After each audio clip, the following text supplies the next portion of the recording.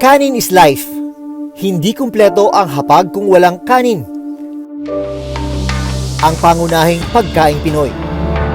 Sa buong mundo, isa ang Pilipinas sa nangungunang rice consumer. Taon-taon, umaabot sa halos 13 million metric tons ang kinakaing kanin ng mga Pilipino. Pero ang presyo ng bigas, pataas na ng pataas. Kaya kung may mag-alok na mas murang halaga, tiyak kakagat ang mamimili. Pero paano kung ang inaalok na murang bigas, scam pala? Papunta kami ngayon sa Marikina para kausapin yung isang biktima ng scam. Aalamin natin sa kanya kung anong klaseng modus ang ginamit sa kanya ng suspect para siya'y maloko.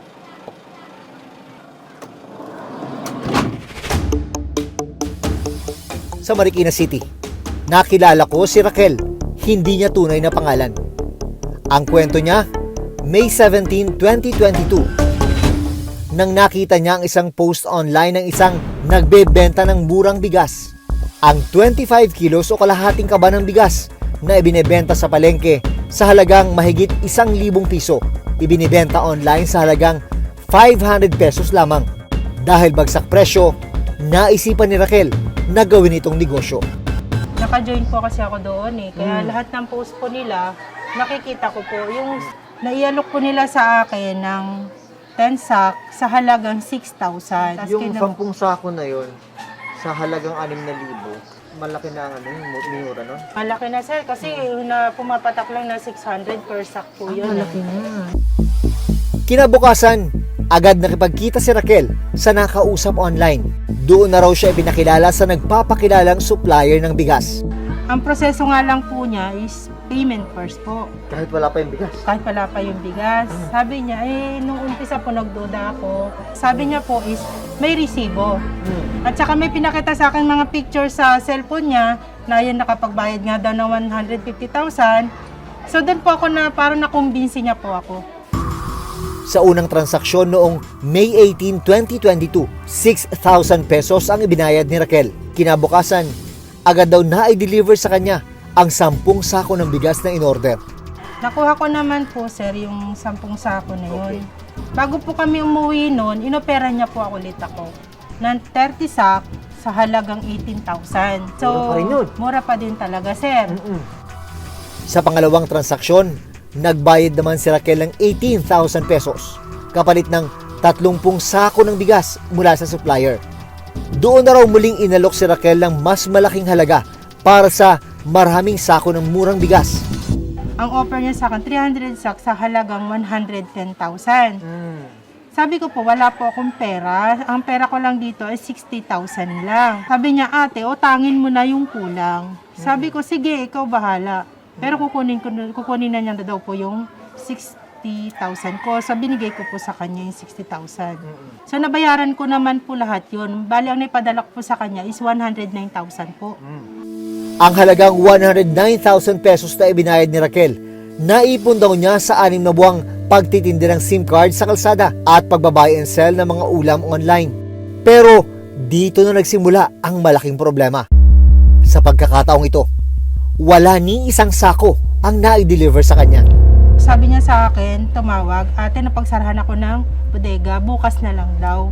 Pero pagdating ng kinabukasan, ang sabi na naman po niya, wala pa daw yung bigas. Nagdadahilan na yan? Nagdadahilan na po. Ate, hindi may di-deliver ang bigas kasi 300 sak po yun sa'yo, ginigiling pa. Dito na nagsimulang kabahan si Raquel. Huli na lang malaman niyang scammer pala ang kausap niya. Ang masaklap, hindi lang siya ang biktima. Ang magandang klase ng bigas, nasa 1,200 pesos ang presyo niyan. Yan yung mga nasa 25 kilos na sako. Kaya kapag may nag-aalok ng mas mura, sigurado merong maiinganyo. At dyan na nagsisimula ang panloloko. Sa Antipolo City Police Station, 6 na pong biktima ang nagpunta para magreklamo. Isa sa mga nagsampa ng reklamo laban sa rice scammer, ang online seller na si Claire, hindi niya tunay na pangalan. Parehong modus daw ang ginawang panloloko sa kanya. Sa kabuuan, umabot sa 28,000 pesos ang ipinuhunan ni Claire. pero ni isang butil ng bigas wala siyang natanggap. Doon po kami talaga nakuha niya yung loob niya sa amin, ma'am. Nakuha niya yung loob namin, ma'am, dahil nga po, nagbibigay po siya ng bigas. Tapos, yun nga lang po, nung pagdating ng pang-4 na araw, ma'am, nahintay ako ng hintay, wala naman po dumarating. Ang perang nawala sa kanya, naipon niya mula sa pagtitinda ng binalot sa loob ng 3 buwan. Ang kalahati, ipinangutang pa raw niya. Hindi niya inakalang ang lahat ng paghihirap mauuwi sa wala. Kaya sobrang sakit po na tinuring ko siyang kaibigan, pati po ako dinamay niya sa kalokohan niya. Pati yung hanap buhay po namin nadamay. Dahil nawala ng puhunan, napilitan si Claire na ihinto ang kanyang negosyo. Sa kabuuan, umabot sa mahigit 1 milyong piso ang natangay ng suspect mula sa 60 biktima. Nitong June 2, nagkasa ng entrapment operation ang Antipolo City Police para maaresto ang rice scam suspect. Arestado ang isang buntis dahil umano sa pang-i-scam sa pamamagitan ng murang bigas. Aabot daw sa 1 milyong piso ang natangay ng suspect sa kanyang mga biktima. Nang magkaabutan ng pera, agad nang inaresto ng mga pulis ang suspect. Pero may karapatan nga manahimik ka, kumuha ng sarili mong abogado ka. Sinampahan ng kasong estafa ang suspect. Basically, pag sinabi kasing estafa, swindling. Okay, so panloloko, pagpapakilala sa sarili na may capacity ka, although wala ka naman pala talagang capacity. Yung general order pa noon, kinlasify ang estafa bilang large scale pagka ang amount is not less than 100,000. Pero sa pagpunta namin sa Antipolo City Police nitong Huwebes, nalaman naming pinalaya pala ang suspect. Sa dokumentong ibinigay sa reporter's notebook ng Antipolo City Police mula sa Office of the City Prosecutor, ipinag-utos ang pagpapalaya sa suspect.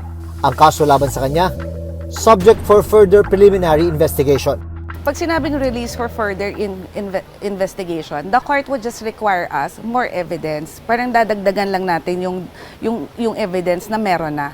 So it doesn't necessarily follow na pag NRFI is dismissed na, meron lang tayong mga kulang na requirements na kailangan nating idagdag para magtuloy-tuloy yung kaso. Sa patuloy na pagsisiyasat ng reporter's notebook, bukod sa bigas, nang scam din pala ang parehong suspect sa ibang lugar na ang pangako, murang cellphone at laptop. Isa sa mga nabiktima si Lynn Dumalaog. Ang cellphone at laptop na kadalasang nabibili sa mall sa halagang 20,000 pataas.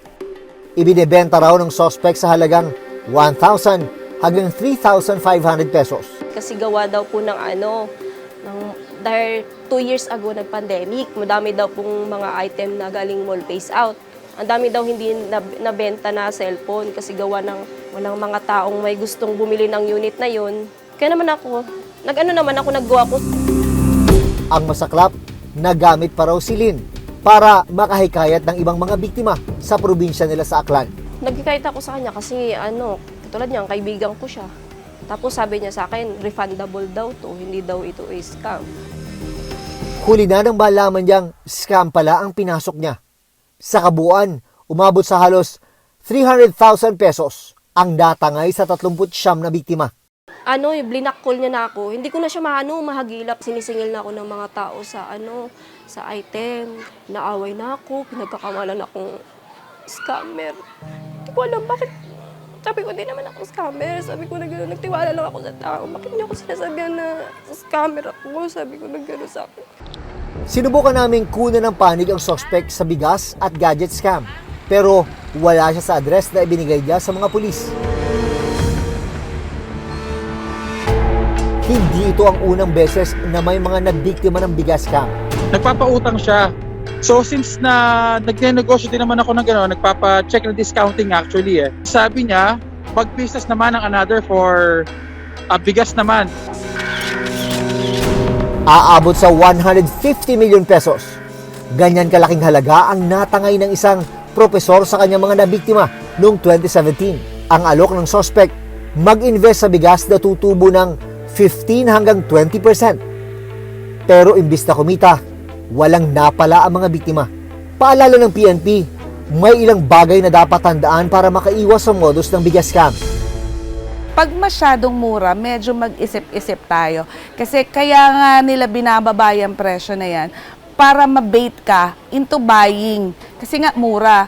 So mag-ingat po tayo sa mga katransact natin online because yung mga kaharap nyo na nga na tao, minsan kaibigan mo na, kamag-anak mo na, naloloko ka pa. What more kung itong mga katransact mo lang na hindi mo nga nami-meet at nakilala mo lang sa internet. Sa aming pag-iimbestiga online, naglipa na pa rin ang nag-aalok at nagbebenta ng murang bigas online. Hindi lahat ng katransact mo legit. Papadamahin ka niyan. They would give you bait. For a while, okay. So pag kayo po ay nabiktima na ng mga ganitong klase, please do not hesitate to come to us. Umaasa si Raquel at iba pang mga biktima na tuluyang maaaresto ang suspect para mapanagot sa mga ginawa sa kanila. Malaki ang panghihinayang ni Raquel sa mahigit 100,000 pisong nakuha sa kanya. Paano ka bumabawi ngayon sa nawala sa'yo? Actually, sa mga anak ko na lang po tumutulong yung mga anak ko ngayon, nagpalalamove po sila ngayon. Tapos yung asawa ko nagta-tricycle. Tambay po ako ngayon sa bahay. Hindi po ako makatulong sa kanila, gawa nang wala na rin nga pong puhunan. Talagang pinaghirapan mo yun, pinagpawisan mo talaga yung maipon. Opo sir, puyat po yan. Pagod, puyat, lahat po, dinanas ko po dyan. Sa tuwing makikita ko yung mukha niya, hindi ko talaga ma-describe. Ang hirap kasi sir. Nagipahit po na ko yung pera na yun para sa mga anak ko. Sa tuwing makikita ko yung mukha niya, hindi ko maiwasan talaga na hindi maiyak. Masakit din para kina Claire at Lynn ang nangyari lalo't ang nangloko sa kanila, taong kanilang kakilala at pinagkatiwalaan. Sana magbago na siya. Tapos harapin niya yung yung batas. Huwag niya na pong ulitin sa iba yung ginawa niya sa amin kasi grabe po yung yung depresyon na binigay niya sa mga taong niloko po niya. Kahit sabihin natin na may pakita pa yan na proof, kahit sabihin natin na legit yan, kaibigan mo, hindi dapat magtiwala sa kanya. Sa panahon kung saan nagtataasan ang presyo ng mga bilihin, nakakita ng pagkakataon ang mga nananamantala. Bago magtiwala, tiyaking totoo ang sinasabi ng kausap at maging maingat at huwag basta-basta maniwala. Ako si Jun Veneracion at ito ang Reporter's Notebook.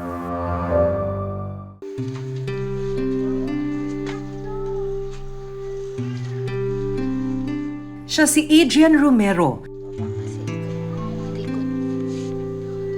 10 taong gulang na pero ang kanyang timbang nasa 9 kilo lang, kasing bigat ng batang 2 taong gulang. Hindi siya nakagagalaw at hindi rin nakapagsasalita. Ano ang karamdamang gumupo sa kanya?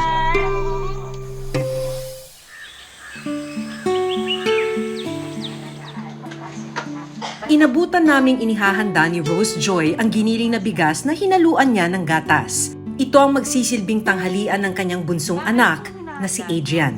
Nagpapagiling po kami ng bigas tapos niluluto po namin para iharo po doon sa gatas niya para parang kumakain na rin po siya ng kanin po. Maingat na binuhat ni Rose Joy ang anak para mapainom ng gatas. Hindi kasi kayang kumain ng solid food ni Adrian kaya gatas ang pinaiinom sa kanya. Dahil hindi nakagagalaw, si Rose ang nagsisilbing kamay at paa ng anak. Busin mo yan, Ian, Huwag ka magtitira, anak. Kung tutuusin, hindi sapat ang sustansyang nakukuha ni Adrian sa kinakain. Pero wala raw magawa dahil kulang na kulang ang kinikita nilang mag-asawa. Pag nakikita mo pong nahihirapan yung anak mo, para ka pong dinudurog araw-araw, mamimili ka kung ano unahin mo, yung pagkain mo o yung gamot ng anak mo, ganun po. Nagtatrabaho sa isang panaderya ang asawa niya, tumutulong naman sa pagsasaka si Rose Joy. Matapos mapakain si Adrian, pinunasan naman ni Rose Joy ang anak.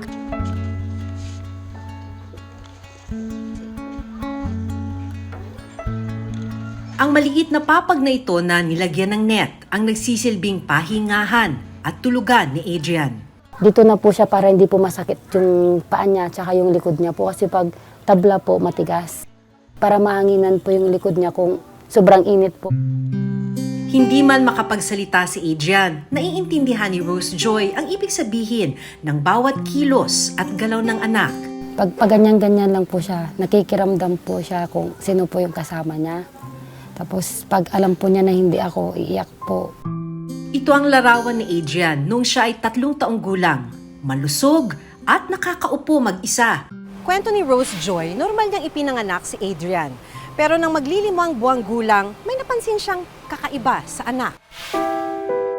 Hindi po siya gumagalaw. As in, ganyan lang po siya. Wala po ka pong makikita na basta nararamdaman mo lang humihinga siya kasi tumitibok yung dibdib, yung dito niya gumagalaw. Pero makikita mo lang po umagos na lang yung luha dito niya. Ipinakonsulta nila ang anak para malaman ang kanyang kondisyon. Pero hindi raw agad natukoy ang sakit ni Adrian. Pag nakikita mo siya pag lagi po siya may sakit, sobrang bigat po, hindi ka makatulog. Pero minsan, pati sa pagkain, ganun po. Habang lumalaki si Adrian, dito na siya unti-unting nangayayat. Medyo naman po talaga yung masakit sa magulang eh. Yung nakikita mo yung anak mo na hindi gumagalaw. Kung pwede lang po kami magpalit. Kaso hindi pwede eh. Hanggang noong maglilimang taong gulang, natukoy ang kanyang totoong kondisyon. Si Adrian ay may epilepsy with cerebral palsy. Pag nakikita mo siya pag lagi po siya may sakit, sobrang bigat po, parang di ka makahinga. Tapos minsan matutulog ka na lang, nagugulat ka na lang, bigla tinitingnan mo kung humihinga pa siya o hindi na, ganun po. Dapat ay may iniinom na magandang klaseng gatas si Adrian para makatulong sa pagdagdag ng kanyang timbang. Pero hindi ito kayang bilhin ni na Rose Joy. Mahal po yung gatas na pinapasubok ni doktora sa amin. Mahigit 1,000 po. Nakakakuha rin ng libreng therapy si Adrian noon mula sa Rural Health Unit ng kanilang bayan. Pero natigil ito mula nang magkaroon ng pandemya. Kaya si Rose Joy na ang nagtsatsagang magmasahe sa anak. Malaking bagay ang therapy kay Adrian para sana maigalaw niya ang kanyang katawan. Susunod, bandang hapon napansin ni Rose Joy na matamlay si Adrian. At nang hawakan niya ang anak, may sinat pala ang bata. Agad kaming nakipag-ugnayan sa Rural Health Unit ng Santa Barbara. Matapos suriin si Adrian, dito na kinakitaan ng iba pang sakit.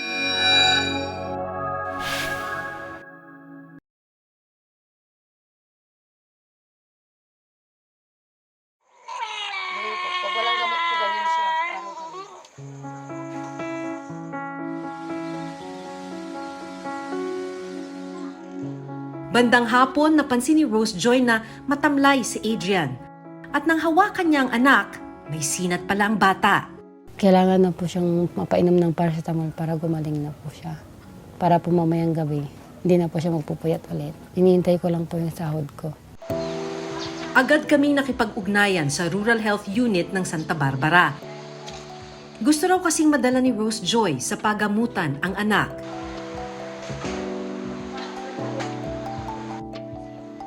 Pinainom na rin siya ng gamot at kinuhanan ng timbang. Matapos suriin si Adrian, dito na kinakitaan ng iba pang sakit. Napakababa ng timbang niya compared sa age niya. Tapos yung lungs niya, yung pinakinggan ko, baka anytime mag-result pa yan sa hindi niya. Ilang gamot din ang binigay ng RHU kay Adrian.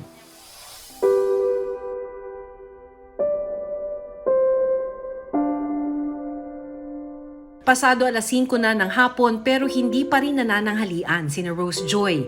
Kinakailangan niya raw kasing magtipid para sa susunod na check-up ni Adrian. Pinapainom ko po ito sa kanya. 2 beses po sa isang araw, 290 po yung isang bote. Yung reseta niya po sa loob po ng 2 buwan 5. Tapos ito po, yung multivitamins niya, 2 nakalagay po. Ito po yun.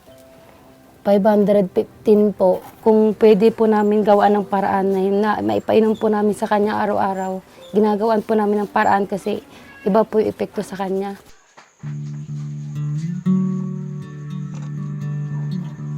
Minsan po, nawawala na rin po ako ng pag-asa kasi hindi ko po alam kung hanggang kailan ko po siya makakasama.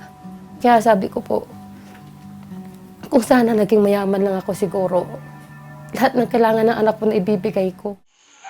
Matapos alagaan ng anak, hindi pa pwedeng magpahinga si Rose Joy. Dahil kailangan niyang dumiretso sa bukid. Pupunta na po ako ng bukid pag tulog na po siya para pagising niya po, nasa bahay na po ako. Kumikita ng 100 hanggang 500 pesos si Rose Joy.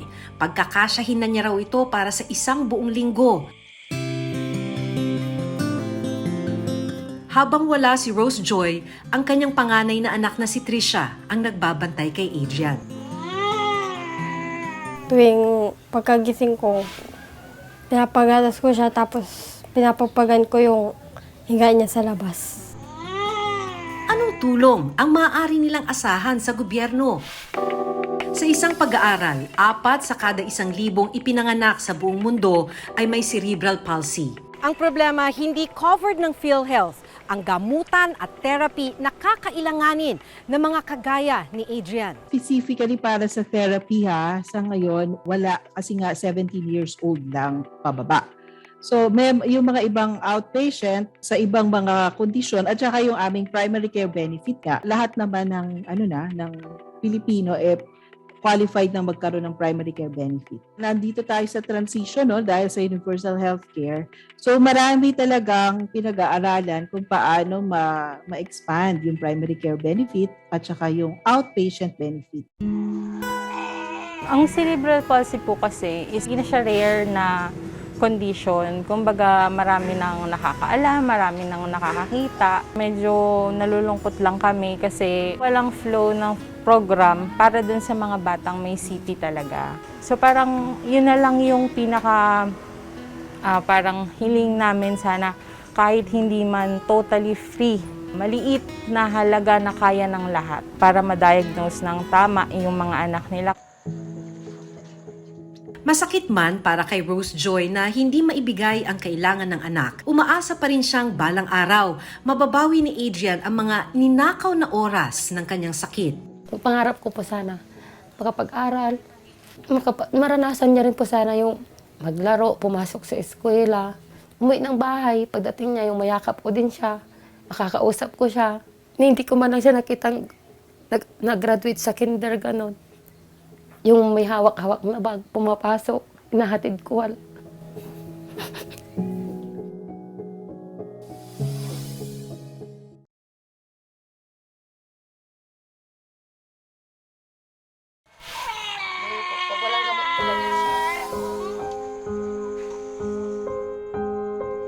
Sabi nga, lahat gagawin ng magulang para sa kanilang mga anak. Lahat po kaya kong tiisin para sa kanya kasi pinangako ko po yan eh. Di baling mahirapan ako basta kasama ko lang yung anak ko kung para sa akin. Titiisin ko kung para sa akin. Kaya hindi ko po siya susukuan. Hanggat gusto niya pong bubuhay, lumalaban siya, lalaban din po ko para sa kanya. Kaya hiling ni Rose Joy, mabigyang pansin ang mga kagaya ni Adrian na nangangailangan ng habang buhay na aruga.